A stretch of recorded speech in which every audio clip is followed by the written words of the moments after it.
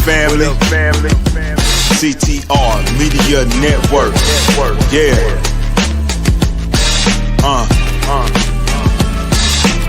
Best in the biz. Yeah. Join the team. CTR is who we are. The media network, that's the best by far. Whether you listen at your home, at your job, in your car, come get the information that's needed above par. Never lasting, motivational podcasting, giving you the answers to the questions that you're asking. Serious talks and topics, how to come up and profit, how to better yourself, your health and zip. We got it, reaching 350 million, they tuning in. We in 50 different countries, we all can. And like-minded, find your purpose and your assignment. Come get your fix, your feel, your mental alignment. Get active and speak to the masses. Build your influence all levels and all classes. Now you know you can monetize and grow. CTR Media Network. Start the show. CTR Media Network. Welcome to CTR Media Network TV. Today we have a very special guest. He's an entrepreneur whose journey started at just 10 years old and whose impact on the podcasting world has been nothing short of transformational. He's the founder of Podmatch and the host of Podcasting Made Simple. He is also the 2023 Podcast Influencer of the Year and a true champion for independent creators. Please welcome to the show, without further ado, the one and the only Alex Sanfilippo. Welcome to the show. Dr. Tina, thank you so much for having me here today. You're just a gift. I love the way that you learn. I love the way that you have fun in the process, and seriously, just an honor to be here with you today. Oh my goodness. No, I feel it's flipped. I feel that way about you. So I'm just excited about everything that you're doing. And I'm a person like this. If I'm going to recommend someone, I have to be a product of the product myself.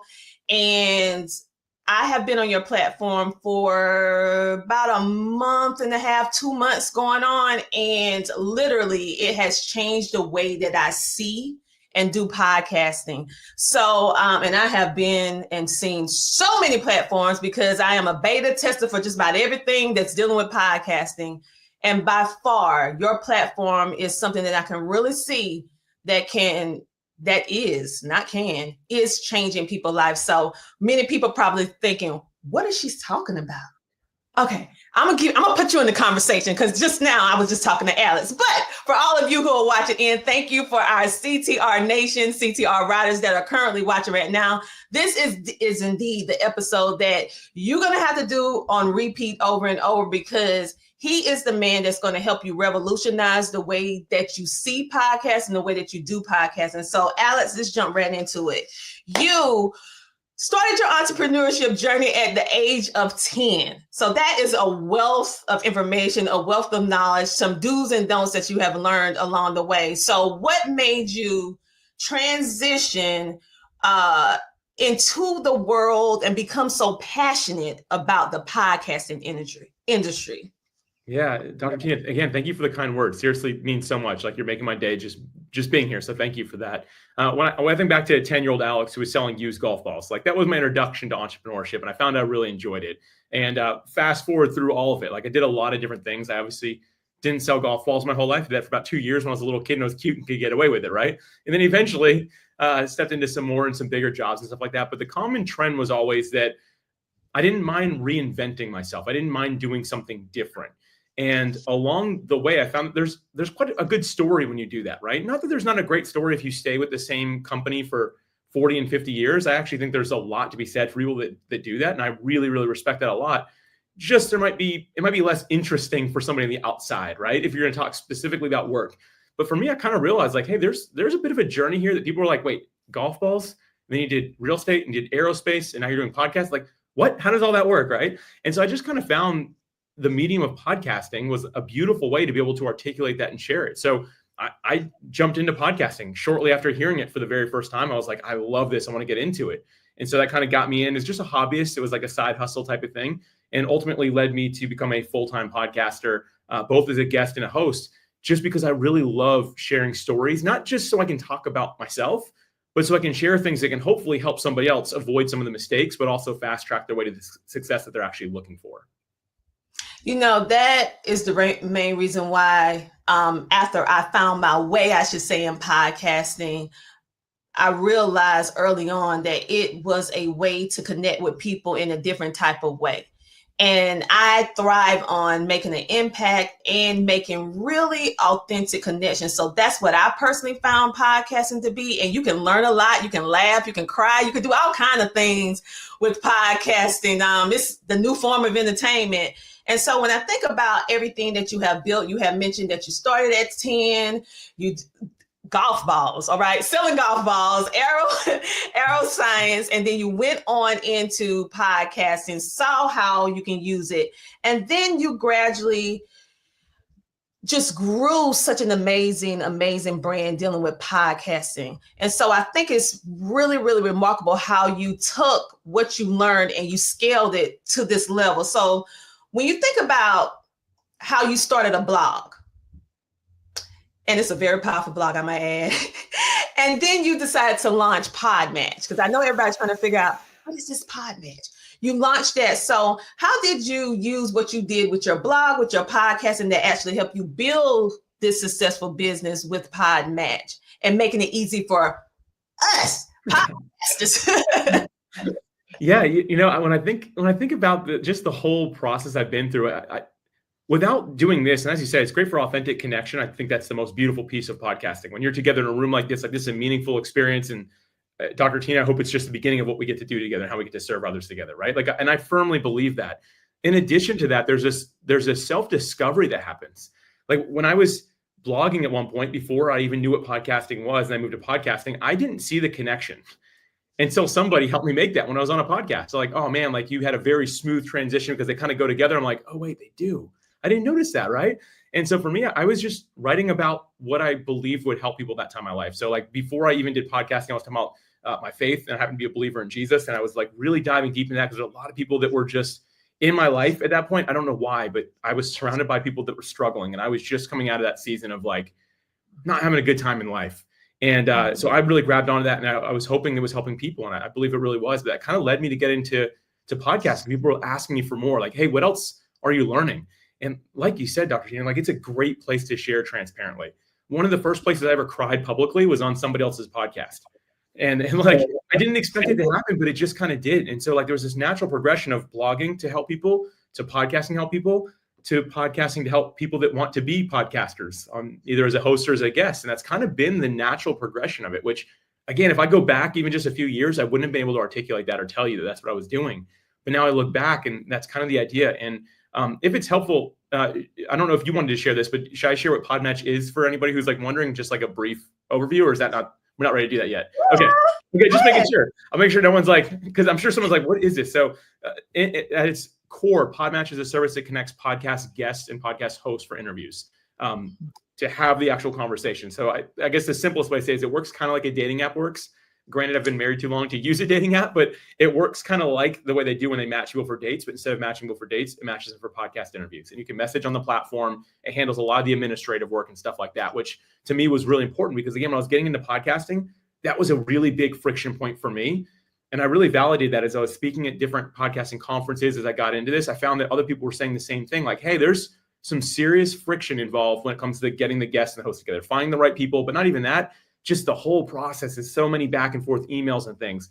And so we just wanted to simplify that whole thing. And that's where Podmatch became a thing, was just like, hey, there needs to be some sort of solution to help podcasters that see the value of being behind the microphone together, but maybe not the value of sending 100 emails back and forth in between, right? Because that doesn't really serve listeners at the same level that this does. And so that was the whole idea. And that was kind of my transition from like blogger to podcaster to now software founder in the podcasting space. And that, I love that you went back. And I also heard how when you was actually in the thick of it, doing it, you didn't realize the flow and the transformation that you was actually making. And right now you're in the place of transformational, because we can make a transformation for ourselves as an individual. But when you think about how can you change your transformation to become transformational in someone else's life? And so once you got to that point where you're like, oh, I transformed this blog, I transformed my podcast. Now I'm going to build out this software Because you're right. One of the biggest struggles for most podcasters is not doing the podcast, in particular in the beginning, once you learn how to do it. It is finding and securing quality guests, not just any guests, but quality guests, right? And so what I find is with Podmatch is that it breaks down the simplicity. It makes something that used to be so monumental, such a stressor, to the point that you're like, I'm not gonna do interviews no more. You know, it can get that stressful to the point that now it's like easy going Sunday morning. You're like, oh, I just got a new notification. I have another guest possibility. Do I want to match it or do I want to pass it? I mean, it's just like, okay. And so for all of you podcasters who are out there struggling, because I hear it all the time as a podcast coach, as a podcast network owner, struggling to find those guests, listen, Podmatch is the place, and he has the uniqueness of making it cost effective for you as a guest and cost effective for you if you're only looking to find high quality guests. And let's talk about the problem of monetization, because you're able to not only help us to be able to find those high quality guests, but another problem with people being able to monetize, even if they don't have an extremely large audience base. So what made that so important to you to add that layer? Because what you're doing, it was already great, but then when you add that, I was like, uh-oh, this is it. Okay, this is it right here.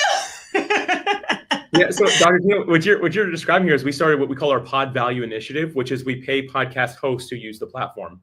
And now if someone who's hearing this is like, well, hold on, I'm a guest about me. Listen, going on a podcast where the host is making a little bit of money is a better podcast to go on. Like, they're probably going to stick with it longer. They're going to put some of the money back into production. So it's kind of a win-win is what I always like to tell people. And really getting to be on a podcast in today's world, it's getting tougher to be picked as a guest, because especially like CTR Media Network, like, you have options, Dr. Tino, like, you have a lot of options. And that's one of the reasons I'm so honored to be here today, is because I wasn't the only choice. And I'm very grateful to be here. So as a guest, getting on shows is just becoming important, and getting on shows that are going to stick with it is even more important, I think, because that's like the legacy building, the long tail of it. But when I look, to answer your question, when I looked at the industry a few years ago, I realized there were so many different podcasting companies that quote unquote support podcasters. And I was just like, but all of us want their money.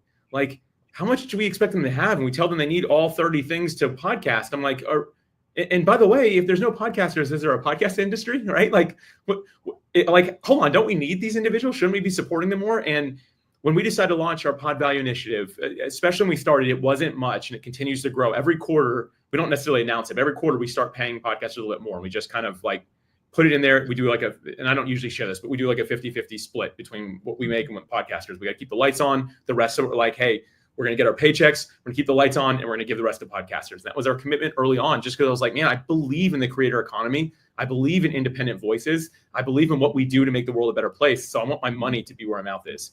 When we started this, I was shocked at how many, I try to say this really nice, but other companies in podcasting were telling us how morally wrong it was to give podcasters money. And they're setting a bad precedent. They're like, you can't do that. It makes the rest of us look bad. I'm like, well, maybe you should change something if you feel like I'm making you look bad. And it wasn't out of a spite thing to hurt other people. It literally was just at my core. I felt like we were supposed to do this. And thankfully we didn't let anything stop us, including other people reaching out, being like, hey, you are making a big mistake. Don't give people money. Right. Like, but listen, I just believe in the power of it. And it's not the only monetization option that I think podcasters should take. But if you are giving an interview-based show, why not? At the very least, our goal is to help you offset your production costs. So you can just say, hey, everything that I'm doing in podcasting, all my tool set, I'm at even right now. And then anything else you make is icing on the cake, where you can start bringing in a little bit of income, and even hopefully, if it's someone's dream, become a full-time podcaster at some point. This is kind of that foundational level. But again, for me, I can't describe it other than the fact that I felt at my core we were supposed to do this. It was more of a calling thing than maybe a sound business decision, as some would say. But we figured out how to make it work and scale, that we weren't going to have to shut down the doors because we were giving everything away, right? Like, that was very important. Make sure we draw a line saying this is what we can do, and let's always make sure we do as much as we can without jeopardizing the entire company, of course. But to me, that's still my favorite thing to do. And my goal this year in 2025 is to end up by the end of the year to have $1 million back in the hands of podcasters before the end of the year. And it's an ambitious goal. I'm always a little bit ambitious, but that's what I'm most excited about. And it's my main focus right now is to help make that happen. You will, because you lead in with your heart and not with, I always tell people you have to put people first. If you put people first and profit last, God has a way of making sure everything works, make sure everything works. And so everything that I do is people led. It's people led. Even if I don't get paid for it, I know it's going to come back. I call it the boomerang effect. You throw a boomerang out, it's going to come back. Now, when it come back, now that's time will tell. But eventually it's going to meet its way back to you. And so for me, we're similar in our mind perspective of how we feel content creators should be treated. Because coming from the industry of media, working as executive producer on all these shows behind the scenes, you didn't see me, but I'm the one that's making all this different stuff going on all these different networks. And I saw the breakdown between the networks and the actually content creators. And they may be paying in to be a part of a platform, but they're not really reaping as much benefit as they should, right? And so, and everything is about numbers, right? So you can have a great show, but people just don't see you. Maybe your marketing is not where it need to be. Maybe this or that, right? So one thing that I prayed for, because that's the main reason why at CTR Media Network, we do not charge the public to watch our creators' content. And we went against the grain with that. And most people are like, that's messing up the model for independent network owners. You're not supposed to do that. And so I'm hearing the same trend with what you said with yours, because it's so different and you're giving everyday people doing extraordinary things the opportunity to be able to monetize their impact and not be so caught up with they have to have 1 million subscribers first before they can do it, right? You do the job, you do a quality job, you get paid, and you get to meet some fantastic people. So I appreciate that. So for those of you who are out there right now that you've been hoping, wishing, and praying for a platform that will celebrate you, that CTR Media Network use themselves. Okay, I use it. This is the platform. This is the platform. It's very simple. You don't have to be tech savvy. For all my baby boomers out there that love to come to me for training, you don't have to be tech savvy. You just answer the questions. You go in and you do the thing, right? And of course, if you need some help, reach out to CTR Media Network, because I'm on the platform. Some of my podcasters are on. We transition them over too. So go on over. It's nothing. I remember the first time I monetized my show, because my show was being monetized. But I remember years ago that, oh, you're going to make me cry. That gratification, that appreciation, it made all the sleepless nights, the struggle worth it. That I felt like I was finally being seen and I had something to show for it. Oh, Lord. So I see and hear that all the time with podcasters. So thank you for building a platform that was just not about, you got to have 1 million followers before you can be able to qualify. Your platform actually give everyday people the opportunity to monetize what they do safely, responsibly, and organized. And it's a platform designed to win. So with that, Alex, I had to say that for some reason, but you emphasize this particular thing a lot. You said things that don't scale, you encourage us to do that. So why do you say it's a good idea for us to do things that don't scale initially? Yeah, Dr. Tina, thanks for giving me the opportunity to talk about this. Very few people ever ask about this, and I think that maybe people misunderstand a little bit, but basically I'm talking about things that don't scale are things like having a conversation with somebody. Like you can't really scale that. Now you could sub it out to AI or hire an assistant, I suppose, right? But like, I think it's important for founders, for podcasters, for anyone running any sort of content company, even a media network. It's just so important for us to be at that front line in some way so we don't lose touch with who we're serving. and how we're serving them. Because I think that so many people, we can see large unicorn companies, $1 billion+ companies that start off doing really well, they climb to the top, and then they just crash and burn. And people are always like, why? How'd that happen? And I'm not saying it's necessarily always a bad thing. I guess it's not great that they crash and burn, right? But like, it's because the founder typically is now running a big company. He's talking to shareholders. He's reviewing different product ideas, all this. He's not doing what he did from day one, which was talk to people that were going to use it. And the more disconnected any of us get from that person we serve, the further away we get, the harder it is to know what they actually want. Could you imagine, like, just imagine you have like a sibling that you haven't talked to in 10 years and you decide you want to give them a birthday gift. Do you know what to get them? Probably not. If you haven't had any communication in 10 years, probably not. But if you're hanging out with that person on a regular basis, you can see the gaps in what they might want for their birthday, right? You might be like, ooh, they would really love this because I know this person. The problem that so many of us face in today's world is the temptation to automate everything to the point where we're not really even involved anymore. We might be building an empire, moving it forward, right? And to some extent that's good. We've got to leave room to do things that don't scale, which again, it's that one-on-one conversation. It's that authentic connection with another human being, because that reminds you who you're serving, why you're doing it. It repoints you north, right? If it's your compass, it's taking you north again and helping you make sure that you're there. Because I have found myself to, just full transparency here, one time I needed to course correct and I didn't. I started pulling myself away from the conversation with people because it's what you do when you're a software founder, like air quotes there, right? It's what you're supposed to do. But I decided, you know what? I don't like this. It feels inauthentic. I don't know who I'm serving anymore. And I actually, I had an assistant and we let her go, and she was left on good terms. It was fine. I was just like, I need to do this communication. I'll figure out how to automate all the big picture stuff because I want to be around the people, because that's the only way I can know what we really need to do to serve them. I need to be involved. And so that's what I mean by doing things that don't scale. And you can't do it with everything, right? As a matter of fact, like I use calendar apps to schedule stuff. I use all different kinds of tools to support that. What I'm not going to automate is my direct communication with another human being, because that's where I learn and grow the most personally and figure out how to serve better.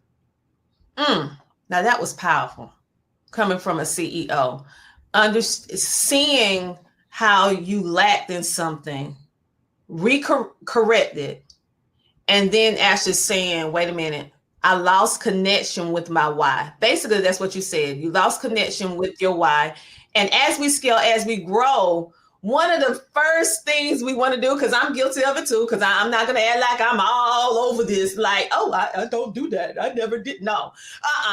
Because one of the first thing we want to do once we start scaling up our business is saying, I want to move myself out of the equation, put somebody else, have an acting CEO on my behalf. I'll become just a president, but you're right. We do not need to lose the connection with the heartbeat of the company. And the heartbeat is the customers, it's the clients, it's the people who see your vision, thought enough to pay into the vision. And we cannot lose that connection, because when you lose it, you lose basically the foundation and the core of why you did what you did in the beginning. So kudos to you for seeing that, going back, because it's not easy when you grow in such a monstrous, like huge platform to say, oh yeah, I'm going to be in the forefront of them. That's not easy. So the question is, Alex, when should we expand? Is there a way that we should expand if you're a podcaster? Being that you say don't scale on certain things, is it ever a right time to do it? Yes, absolutely. Yeah. I mean, absolutely. I'm glad you brought this up, because I'm not saying just stay in that space forever, because you will burn yourself out. As a matter of fact, I love it when CEOs are completely disconnected from everything. But what the smart ones do is they build in time to do things that don't scale. They say, hey, Thursdays and Fridays, there's a 1 hour block, fill my schedule with people that are just using our software or listening to my podcast. I just want to talk to them and hear them. That to me counts as doing things that don't scale, because you'll never talk to more than 5 people during that time, or 10. I don't know what the number is, but the point is you can never make that turn into more, but it keeps you on the pulse. And I think a smart CEO, a smart founder is one who says, I'm going to do this. Now, I took it very extreme, I'll admit, being all my own frontline communication, but it's the part of podcasting that I love. So yes, by all means, think about how you are going to scale. Think about how you can do things that don't scale in a structured way to make sure that you don't just let your time be running all over the place, right? And just listening to random people. Not that that's a problem, but like if you are going to go somewhere, you also have to be very careful with your time and who gets it, right? Like you can't just give it to everybody. And so I think if you're a podcaster, you're like, okay, I know that I've got a good show. I know this thing can scale. Make sure your systems are in place. Make sure you don't lose touch with the pulse, your why, right? Remember to connect with those people, as Dr. Tina said. And then from there, the next phase, if you're like, hey, I'm ready to scale this thing, it's to start delivering on a greater level what you feel your listeners want. And again, you're in touch with that pulse, right? You're talking to them. When you hear them saying, hey, I'm looking for this, do your best to deliver on it. Don't say, well, we've kind of already got this thing built out. We've already got a direction. You might have to course correct a lot. Earlier about how I came from the aerospace industry. This blows people's mind usually, but 99% of the time, the airplane is not going the right direction. It's just 1 or 2 degrees off. And that's what the autopilot's for. It's always correcting. If you're in an airplane, you kind of feel it like pull a little bit. It's because it's saying, okay, we're off course again. And for many of us as companies, we need to do that more. We need to be willing to course correct instead of saying, I've already said it. This is what we're doing for the next 10 years. It's going to be great. Everyone's going to love it. Maybe they won't. People evolve. People change. The people you serve might even be growing and saying, hey, can you do this for me now? Because you've taught me so much. Maybe it's time to do that. So for me, when it comes to scaling, it's making sure you have your systems and processes in place, that you're staying in touch with the people that you're serving, and then finding a way to deliver on a greater level the impact, the transformation that they're ultimately looking for. And that looks different for each of us. Maybe it's more episodes, maybe it's shorter episodes, maybe it's longer episodes, right? It's a matter of really hearing that and figuring it out. And what I've found, the better our content gets as podcasters, as bloggers, as authors, whatever it might be, the better our content gets, the more eyes end up seeing it, because people love to share good content. So just make it better and better and better. And I think that's a really good way to grow organically. That is, listen to what they're saying. And I would say this, one thing I had to learn was not being, like you said, not being so attached to what you think they want, but actually listen to what they say and give them what they want. And one of the problems that I had was helping people to monetize in the early stages more quicker.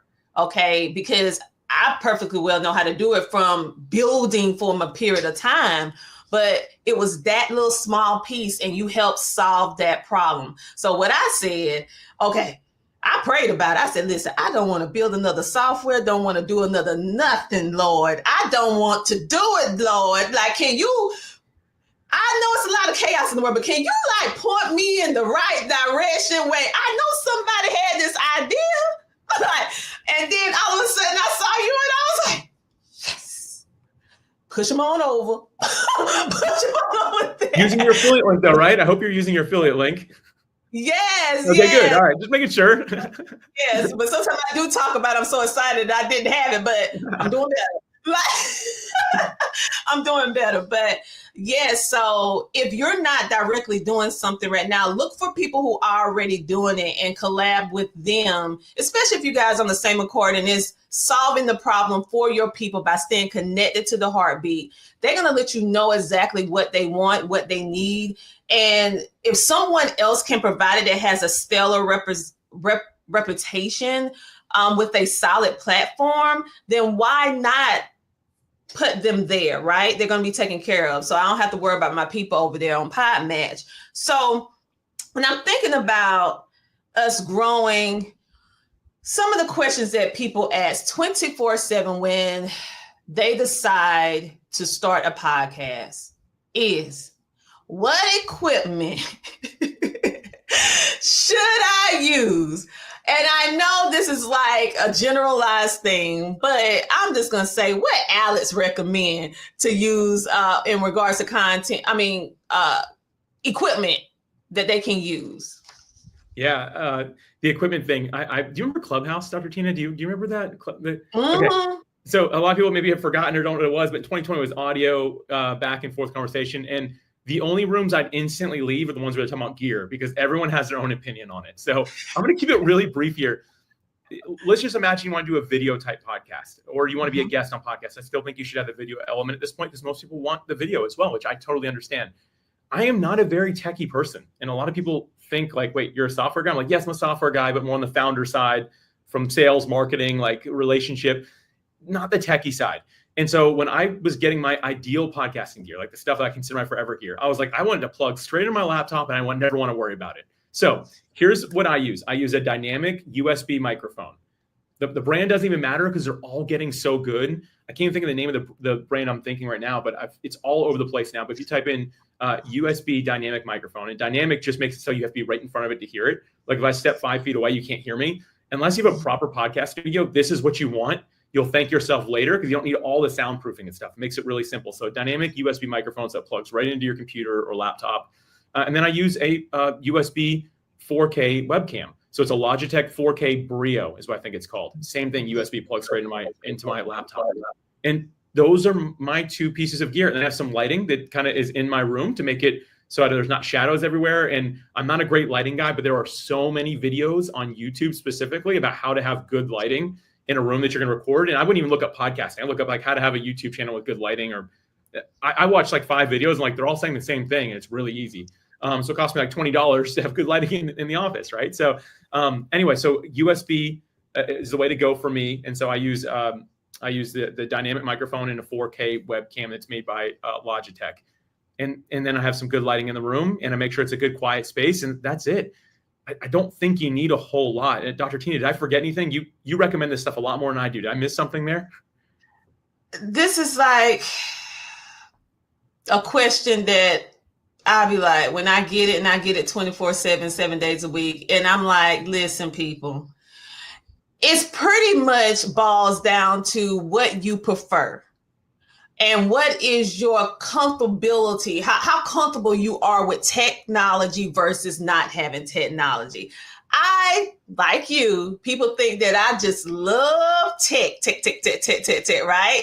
I am a person that is for simplicity in technology. So I am the USB girl. I like to plug it in on the go. I like practicality. I can drop it in my bag. I don't have to, it's easy to travel just to go, right? And when you plug it in, your computer already recognizes it. You don't have to go through all this extensive setup and download and all this stuff. I like it to be simple. So I do have a list of things that I personally use that I recommend. However, you do not, I want people to understand that this is just Alex's opinion and Dr. Tina's opinion. You have to do what's comfortable for you. And I might say Logitech, but you might like a Rodecaster Pro. I have all of that, but guess what? Spent thousands of dollars on the Rodecaster Pro. And I use my $50 mic more than I use the ones that cost a couple thousand. So I mean, it's pretty much up to you on what you would like to do based upon your budget and the type of quality you want to present. You always want to have a good mic for good pickup. It can be $50. It can be $300. It's your preference.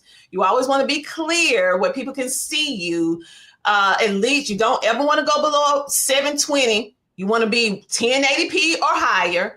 4K because you're competing with other things. Because regular TV is just so crystal clear now that if you come anywhere below that, they're like, "Ooh, what's wrong with they look?" So you just want to make sure that you're in the modern way of how things look. But for the most part, you're gonna just have to get your feet wet, do it for yourself. You're gonna mess up. Let me just tell you this: you're gonna mess up. You're gonna do some episode that you don't like. You're gonna do something where the sound don't sound right. But that's just part of the learning process. Now, we're going to get onto this topic, which is another question people ask, but I feel like we can have a better conversation about this. So many people, they want to go on podcasts, but the question is, should they start a podcast? Do you feel that people should start a podcast? And reasons why or why not? Yes and no. I'll say no to start. If you're like, oh, I think I want to be a guest, but I think I might also want to start a show, be a guest on one first. And the reason I say that is because it's much less effort to be a guest on one instead of starting one. Now, I think there's a lot of power in that. I'll share that in a minute. But being a guest on a podcast will tell you 2 things. Do you like it or do you not like it, right? So like it's going to one way or the other. And I had somebody where they're like, I really want to start a podcast. I was like, oh, we'll be a guest first. I did it. Like, I absolutely hated it. So how do I start my podcast? I'm like, I don't think you should. They're like, oh, good, because I do not want to do it. I'm like, oh, well, then good. Then don't do it because you have to really want to. Now, I also just recently had a friend and I was like, hey, man, don't start a podcast. Go on one as a guest first. He did it. He went on a podcast and he immediately called me. He's like, I loved it. How do I start mine? And I was like, good. We know that he really enjoyed sharing his story. And so I always tell people, start to make sure that you you enjoy it, right? It seems like something that can be good for you. And I'm not saying your first podcast guesting like opportunity is going to be the most amazing thing. You're going to learn to speak more clearly and grow, but just make sure you didn't like hate the whole experience of it, because being a host is a lot more work than being a guest. And I do think that more people should start podcasts, but I think more important than starting a podcast is sticking with a podcast. And listen, like CTR Nation, this is why you hang out with Dr. Tina. This is why you become part of the media network here, because people that are in community together, that are doing things together, seem to last a lot longer. If we go back to, I don't know when your listeners were around or anything like that, but I grew up in the 90s and all we watched was, I don't know if it was Animal Planet or what it was called, but I was always watching, like the jaguar, the lion, the tiger, eating the animal that was always by itself, right? Every time. And if there's one thing I learned, I'm like, maybe just don't do this thing alone. You know, it seems like you're pretty safe if you don't wander off on your own. And so I tell people, like, if you're going to start a podcast, more important than starting it is sticking with it. And I found one of the key contributing factors to that is having people in your corner that you can ask questions to, that you can say, not a single listener has reached out to me. Like, I am feeling down. Can somebody please help me? We help each other during those times, during those dry spells. And the reality is, without that, I don't know anyone who really is like, I did this thing completely alone. There's never been anyone in my corner. I've made it. Everyone has a room full of people that are like saying, all these people are what got me to where I am today.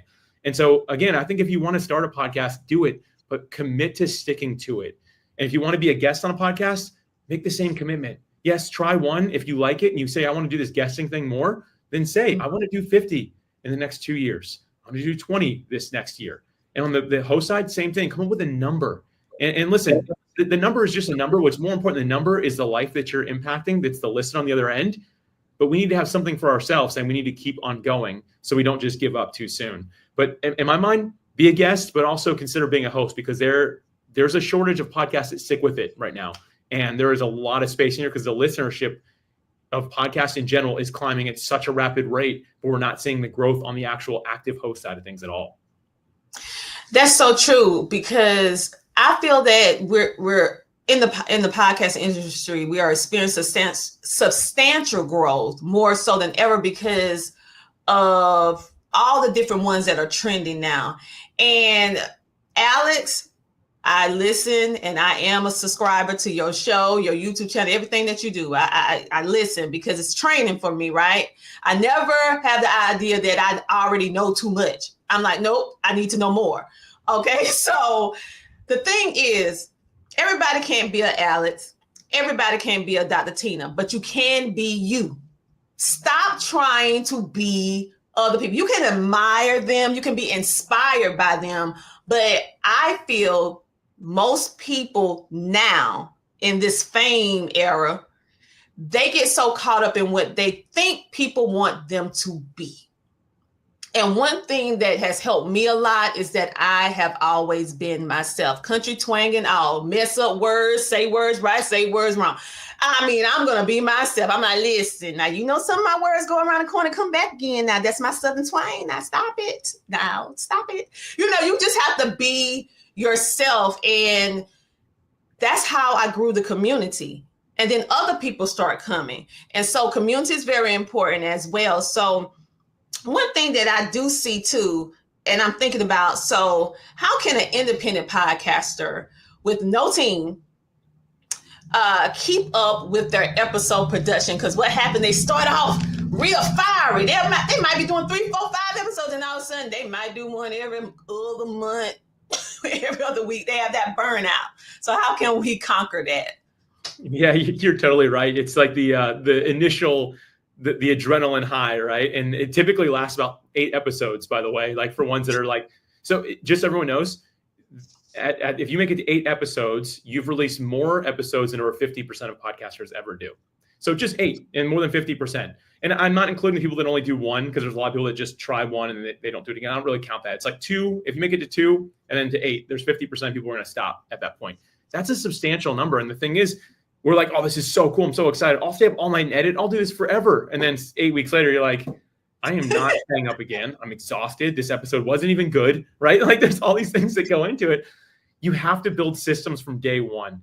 And when I look at all the podcasters I know that have stayed with it a long time, and we're talking 300 episodes plus, people that have been on it for forever at this point, it feels like, right? Everyone does something different, but the one thing they all have in common is they have systems. They have processes. They have a code for how they basically run their entire podcast. And so from day one, I'd encourage you, come up with what you're going to do, but just as important as what you're going to do is what you're not going to do. Dr. Tina, you said it really beautifully. You said that like Alex has already taken, Dr. Tina's already taken, along with everybody else, like be yourself. And the reality is that's the only person that's not taken is yourself. And I hear podcasts all the time be like, I want to be the next Joe Rogan. I'm like, well, Joe Rogan's taken, man. Like you don't need to be Joe Rogan, like be you. And the problem with that is not just the fact that like we want to grow our fame and stuff like that, but it's that we look at what they do and say, okay, I want to be like them, so I need to do everything they're doing. No one that you're looking at that's doing super well today was doing that when they started. And like, listen, we're comparing our day one to other people's year 20. And that is not fair to us. And that's how you get yourself burnt out when you're like, well, I have to do all the social media stuff too, and I have to do all this. No, you build an empire out one little piece at a time, right? One little piece at a time. So I tell people like, hey, from day one, what is the absolute basic what you need to do? Get a microphone, get a camera, press record, release it once a week. Don't even post about it anywhere yet, right? Like just get comfortable saying, can I do this before I add more? And I don't believe you're wasting content, because when I look at my podcast, people still go back and listen to episode 1 on a regular basis. Every day, there's people listening to episode 1. If they like it, wherever they jump in, they'll go back and find it. So don't feel like you're wasting content. You're getting in some reps and figuring out what you're able to do. But always do less than you think you should. Because when burnout starts to settle in, if you're doing less, it might allow you to make it. But start documenting from day one. Commit to the process of just saying, I'm going to keep this as simple as I possibly can. Still to this day, we still look at my podcast. I don't run it alone. I like to communicate with people, right? So where I've automated things is even my podcast. I think there's 5 people who work on it. But we still look at how we can simplify it every single quarter. Every 90 days, we sit and review, like, what's the most time-consuming part of this? Okay, why are we doing that part? Is it actually valuable? If no, we cut it out. If yes, how can we improve that? And we're doing that every 90 days to make sure that we don't get burned out ourselves. And I think we're 300 some odd episodes in, but we're going to keep on going. We're not going to stop. I encourage everyone from day one, commit to what you're going to do and keep it as minimal as possible. Yes, commit to what you said you're going to do. Okay. And understand that this is a journey. This is a journey. With any journey, you're going to run into pitfalls. Rock's going to be on the road. You're going to have to detour a little bit. You're going to have to dust yourself off. You do not have to be perfect. Okay. So many people are seeking perfection, and we're not even perfect individuals. So how can you create perfection out of an imperfect mode? It's just not possible. And so at the end of the day, be you, and you are enough that your people will see you and you will grow organically. Your people will see you. You keep putting out content. And Alex is so right. I have people down to this day that reached out to me with an email about, thank you so much for the video, that training that you did. I'm like, I didn't do a training like this month. Like, what are you talking about? You know, in your podcast. That was like 7 years ago. I was like, oh, thank you very much. You know, so once people start finding you and discovering you, they're going to start looking for any and everything that you have already put out. And I tell people every day, this is the era that you want to build your digital imprint. This is a different type of legacy. I'm building this not just for myself, but most importantly for my family and my children's children's children that I will never meet. They're going to know how grandma feels about certain things. Great grandma. Like, listen, I saw her in her 30s, her 20s, her 40s, her 50s, her 60s. I know, no, grandma didn't like that. How do you know? Oh, she got a video on it. She didn't like it. She didn't like it. You know, so think about it as building your digital legacy, where people can consistently come back and get inspired to take action and execute based upon the information that you're giving. And that is impact. That is impact, people. And so that is what Alice is doing. And that is what we are doing as well. And so people are like, well, I'm nervous. Well, do audio first. You can do video later, but do something. Do something. So Alex, it's so many people that would love to be a guest on your podcast show or a part of anything that you're doing when you have these amazing workshops and everything like that. So for individuals that we're gonna talk about two type of people. But we're gonna do one first. The first one is for a guest. With so many people reaching out to podcast shows nowadays to be a featured guest, how can a guest make themselves stand out above all the other people to get picked? What are some things that they need to do so that we will say, I want to pick that person to be on my show? Yeah, I think this is like the pitch that is what, I don't know, is that what you all call it too? I feel like that word is kind of, it is a pitch, but I like to just, I don't even like the word pitch because it sounds so salesy. It sounds so your outreach. I don't know what we should call it. We can say outreach. We can say, what is your outreach, you know, or you want to connect with someone. Yeah, I mean, I'm with Ken here today. So Dr. Tina, I was thinking, I'm like, I know she's not gonna like the word pitch either. Everyone else loves it, but I was like, you're not gonna like it either. I don't like it. This is your outreach to a host. And I'll just share exactly how I do it if that's helpful. I can just kind of go through it. There's 6 things that I do. So I do 6 things every time I'm gonna reach out to a host. So when I make that initial contact, the first thing I do, this is more of the mindset, I keep it really short. I don't know other podcast hosts, but I don't necessarily love to read as much as I used to. I like to talk. And so like I'm into podcasting, right? And so like I like it when it's short. And I feel that some of the pitches I get, and I'll call them pitches, it's like a sales brochure and it just goes on forever. I'm like, man, I don't want to read this for 20 minutes. Like, what is this? But I'll tell you what, when someone sends me something really short, I'll usually read it right there. I don't feel like I need to schedule it for later. I'm like, oh, I can tackle this right now. So my first piece of advice is to keep it short. Next thing is to lead with value. And what I mean by that is leading with value is identifying the host, their expertise, what they're doing, the impact they're having, versus saying, I created a course, I have a book, I want to be on your podcast, and I want to grow my business. Like that tells a host, like, okay, you don't care about me or who's listening. You clearly care about you a lot. And so you want my platform, right? And so you want to lead with value, which is simply something like this. Hey, Dr. Tina, CTR Media Network is incredible. You've done a great job. You have a great legacy that you're building, and I see it. And I just want to acknowledge that. It's something along those lines. It tells Dr. Tina, okay, like this person actually might care, right? And the next thing you want to do is make a meaningful request. I can't tell you how many outreaches I've had from people where there's no actual ask in it, Dr. Tina. I'm sure you've seen this too. It's just this giant like word vomit of everything, and you're like, what do they want from me? You know, you like read it, you're like, do they want me to say congratulations? Like, you've seen that too, right? Or am I alone? No, all the time. Okay. They go right to the trash. I'm sorry. Right? I don't have time. That's the point. A meaningful request means not just saying I'd like to be a guest on your podcast, but explaining why you'd want to. And again, keeping this all really short. So for me, it might be, hey, I noticed on CTR Media Network that you've not talked about podcasting gear, or at least in a while. I'd love to be a guest to talk about that because I know about that topic. And that's not really what I do, but just like a random idea there. You want to make it meaningful and say, this is what I want to talk about. Because most hosts are going to say, oh, wait, have we not talked about that? That is really good. Why haven't we talked about this, right? And it gets them thinking. The next thing you want to do is offer credibility. And I think this is where many of us want to put in our resume and stuff like that. But to me, credibility at the highest form is, who do I know that they also know? So an example, if I go back to Dr. Tina's backlog and I see some of my friends have been on the podcast, I'm going to be like, hey, you had 3 of my friends on your show. This person, this person, this person. Feel free to reach out to them as a reference if you want to check a little bit more about me. That goes a really long way. And listen, you can totally link out to your website where they can learn more about you. But to me, if we've shared a stage, if our favorite book is the same thing, if we love the same people, that is a connection right there. That's real credibility in my mind, because now I have this sense of trust with you. So it's offer credibility. Next is to mention sharing the episode.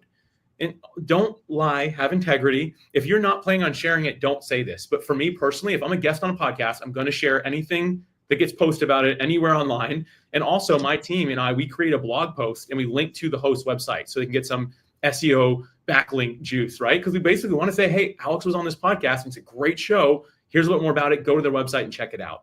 And so I mentioned that when I'm reaching out to hosts. Hey, I'd love to make a blog post about it. I'd love to share anything that we do about it. And the last thing is just make it easy to say no. And this one's a little bit like, some people don't like this one, but I do. At the end of the day, I'm just looking to open conversation, because I found that no typically doesn't mean no. It means not right now. And so for me, I just say, hey, listen, if I'm not the right fit, no worries either way. I just love to connect with you, even if it's just here via email.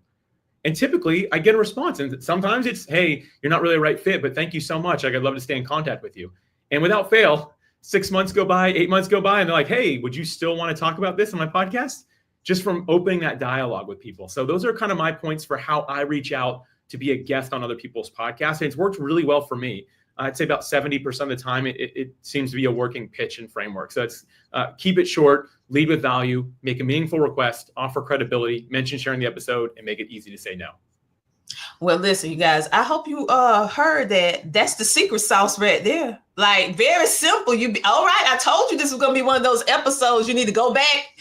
This time you need to go back with a pen and paper. But yes, that is, I agree with you. I never thought about it in that particular order until you just said it. And I'm like, oh, yeah, that is good. Like, it's simple. I love simplicity. So that is very good for the guest to do. Now we're going to talk about, lastly, what can a podcast host, when we're reaching out for ones to be on our show?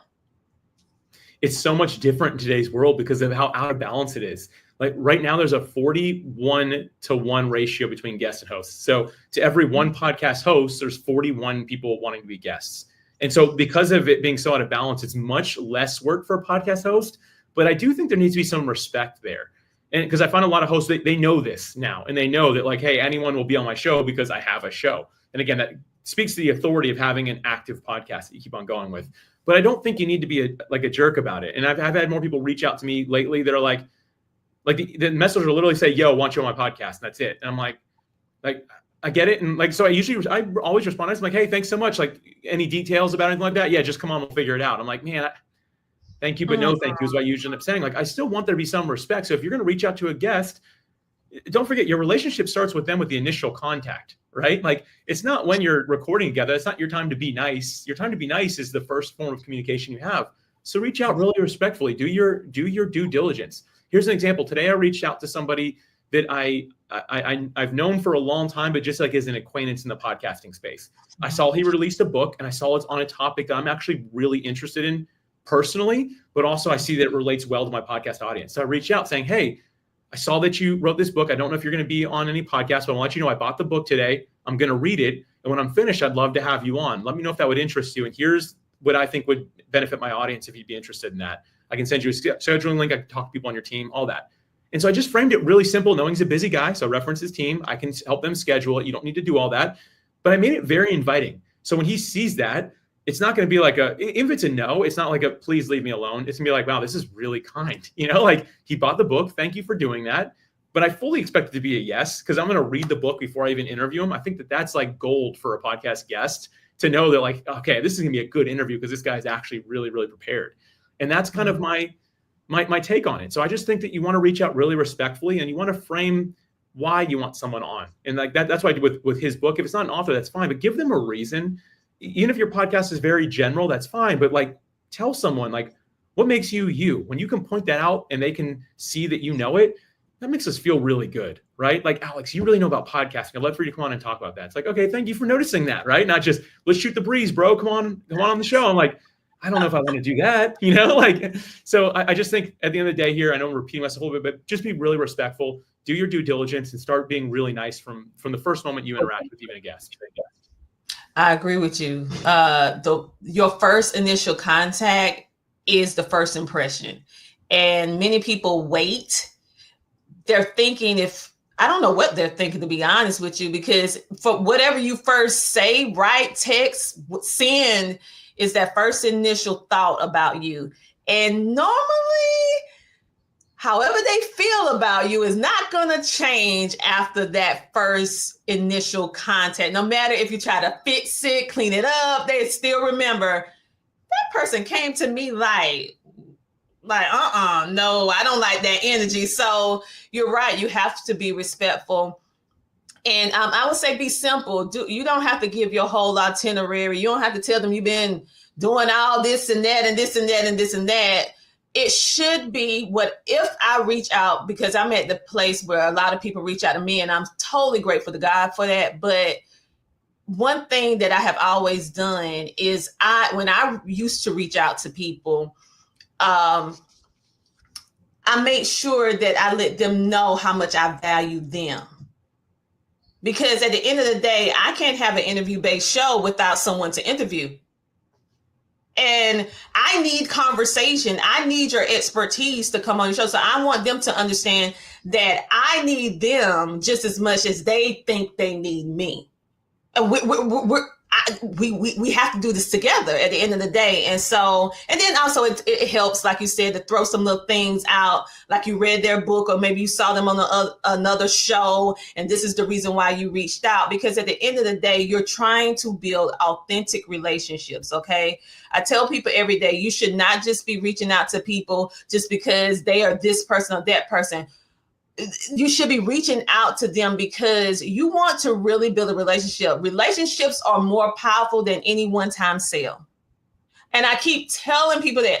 I'm like, listen, building relationships is better than one-time sponsorship, one-time whatever, because relationships will get you indoors that a one-time sale can't. Okay. And relationships has proved to be very valuable to me. And I'm just so grateful for all those relationships that I've been able to forge over the years. So with that being said, Alex, thank you so much for everything that you did in regards to answering our questions, getting us over the fear, the nervousness, and also telling us about your transformational platform, which is Podmatch. So is there anything else or any last words you would like to share with our viewing and listening audience? Yeah, CTR Nation, what I want to share is just kind of along the lines, just to piggyback with what you just said, Dr. Tina. It's this idea that you just said, I think you said it beautifully, but relationship is more valuable than any one-time sale. And I think that having that mindset in podcasting as a guest or a host is huge. You might be hearing this and maybe you have a podcast and like, yeah, well, they don't understand my listenership's really small. Or you might be a guest and saying, yeah, well, I don't even have like a book and I haven't done a whole lot. I just have this little message. Don't sell yourself short. Relationship is why most of us that are good at this do it. And some of the people that gave me a shot when I first started my podcast, I had nobody listening yet. And people said, absolutely, Alex, I want a relationship with you. Let's do this. There are people that are still in my life 10 years later, still part of my life, still in my circle. And guess what? I've been able to help them now too. And that's not even what it's about. It's about the fact that we want to grow and learn together. Don't let low download numbers scare you from saying something. Don't have any imposter syndrome with that. Don't let your lack of experience in life make you feel that you're not worthy. You are worthy. And people that really know what they're doing in this space, they're looking for the relationship with you. They're going to love and care for you because they feel that they can align with you and together you can grow. There's that old Helen Keller quote that says, alone we can do so little, but together we can do so much. I find the best hosts and the best guests, they have that in their mind. So no matter where you are in your journey on either side of the microphone, or maybe even haven't done it yet, get out there, start putting yourself out there. This is a great way to build relationships that I think can last a lifetime and really leave an incredible legacy for others to follow and be inspired by. Wow. Listen, thank you so much for giving me some of your time because I know that you are a busy man. I see you in these social media streets, real active and stuff. So I appreciate you in the midst of everything that you're doing. Matter of fact, tell your beautiful wife I say hello. I will. I definitely will. Thank you for that. And everything like that, because I had the privilege of being able to have a couple conversations with her. Cool. And she just is amazing as you are and helping me in my transition over to y'all amazing platform. I was like, Lord, I don't know. It's just like I'm having some time. And she just helped me through every single thing so graciously, and all of our members that came over. So I thoroughly appreciate your customer-centric approach to your entrepreneurship and allowing us to be on a platform that is really centered around us. It's very few media-driven platforms that are based upon the people. It's mostly based upon the numbers only, if you know what I mean. And so it's a breath of fresh air. So Alex, keep doing what you're doing. You'll see me all around in your podcast community. You'll see me. But at any rate, I appreciate you and thank you for sharing so many amazing tips and strategies to help podcasters, content creators, entrepreneurs be able to truly level up and understand what really matters and how they can have that longevity. So you guys, listen. I know you're like, wait a minute, y'all been saying Podmatch. So listen, Whether you are a podcast guest or a host or aspiring guest or a host, podmatch.com/free has some goodies for you. Did you hear free 99? Yes, I said free. So the only thing you have to do is go to podmatch.com/free, and they will give you some quick ideas to help you grow and improve in your podcasting efforts. This episode, I forgot to say this. Yes, scan the QR code. You won't hurt me. Touch the screen. Scan me now. Scan it. So you can go over there and visit Alice on the website. I absolutely love it. We really appreciate everything that Alice has shared with us today, where he talked about how we can simplify, streamline our guesting and also our hosting experience with success, and how he gave pro podcasting strategies to us on the day. So make sure to check him out. And if you want to book CTR Media Network, then guess what we just did? If you're not over on Podmatch, then guess what? You're not getting on the show, because we got to do extra work that we don't want to do.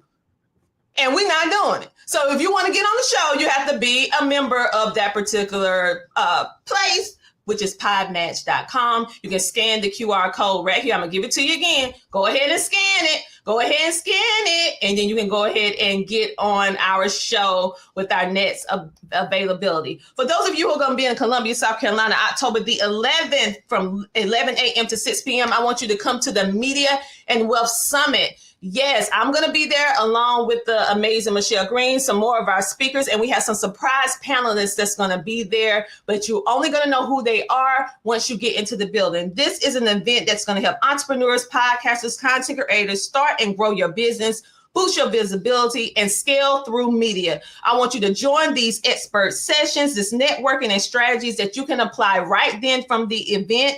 And we'll be looking, right now, we're looking for sponsors and vendors who want to showcase your brand. We only have 10 more spots for the vendors right now. So go ahead and get your tickets by going to www.ctrmedianetwork.com, and we will see you there. Download our app by scanning this QR code so you can see Alice interview and so many more, along with our other amazing podcasters that's on the platform. Like I said before, and I say every single week, come back, same time, same place. Thank you for being our CTR Nation. We value you and we appreciate you. Thank you for being with us today, and have a great, amazing rest of your day. Talk to you later.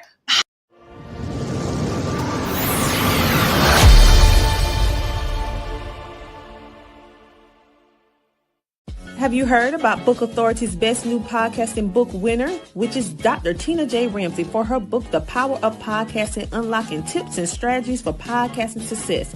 This book is your podcasting coach in a book.